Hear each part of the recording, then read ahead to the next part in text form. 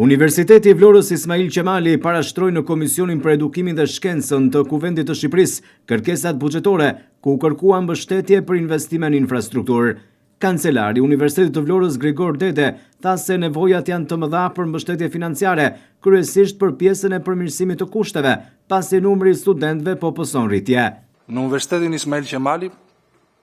të Vlorës nevojat janë të mëdha për mbështetje financiare për pjesën e infrastrukturës dhe kryesisht orientimi që ne kemi dhe në diskutimet e bordit të administrimit janë që të investohet në përmirësimin e laboratorëve në Fakultetin e Shkencave Teknike, konkretisht për laborator për inxhinierin mekanike, inxhinierin elektrike dhe për degët e informatikës. Këto nevoja ne kemi menduar të parashtrojmë dhe në komisionin tuaj të nderuar, por dhe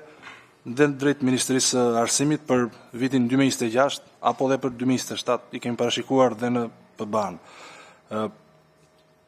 Në Universitetin e Vlorës numri i studentëve ka gati 2 vite që është në rritje, pra me një përqindje rreth 12 me 15% në vit, që nga viti akademik 2022, 23, 24, 25 dhe 25-26 ne kemi një rritje pra gati çdo vit me 12 deri në 15% të frekuentimit të studentëve, pra të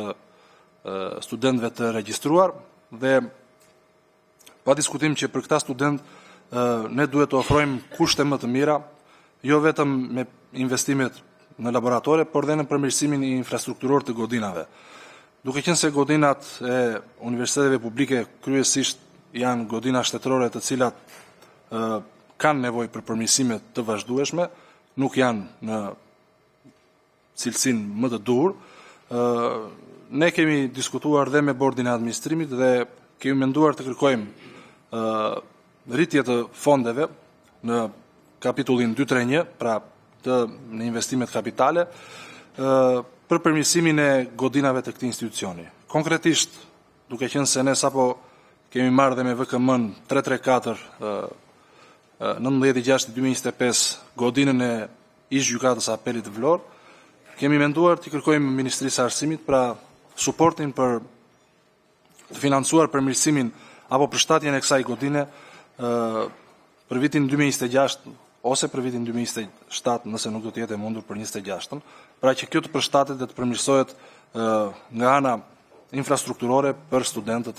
e Fakultetit të Shëndetit. Deputetja e Partisë Socialiste të Vlorës Zamira Sinaj, ish dekane Fakultetit të Ekonomisë dhe prej shumë vitesh pedagoge në Universitetin e Vlorës Ismail Qemali, ka kërkuar nga Ministri i Arsimit dhe Shkencës Mirela Kumbaro e pranishme në seancën e Komisionit për Edukimin informacion rreth pagave të pedagogëve të Universitetit të Vlorës Ismail Qemali, të cilat sipas saj nuk janë rritur në masën 15% që parashikon vendimi i Këshillit të Ministrave i miratuar përpara 3 vitesh. Dhe Universiteti i Vlorës është i vetmi universitet publik që nuk ka pësuar rritje të pagave të pedagogëve në rang vendi. Nuk e di sa informacion keni zonja ministre për sa i përket zbatimit të politikës së rritjeve të pagave, pasi në Universitetin e Vlorës ende nuk është zbatuar VKM-ja që kryeministri e aplikoi para 2-3 vitesh, dhe është i vetmi universitet në Shqipëri që nuk e ka aplikuar. Pedagogët e Vlorës pagojnë aktualisht me atë rritjen rreth 8% dhe masa prej 7% nuk është aplikuar ende. A keni informacion pse ka ndodhur kjo gjë, për arsye financiare apo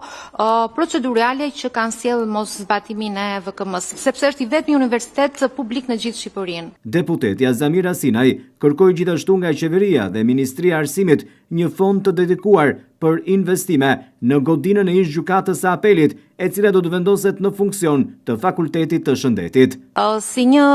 ish pedagoge, ish dekane Fakultetit Ekonomik të Universitetit të Vlorës, di të them që Universiteti i Vlorës ka një rol strategjik në jug të vendit, duke kontribuar në formimin profesional në fusha të rëndësishme ku Shqipëria ka nevojë aq më tepër jugu, siç është turizmi, detaria, shëndetësia, teknologjia dhe inovacioni. Unë dua të di sa është parashikuar buxheti aktual për Universitetin e Vlorës dhe a ka parashikuar ministria një fond të veçantë për investime, pra siç është fondi i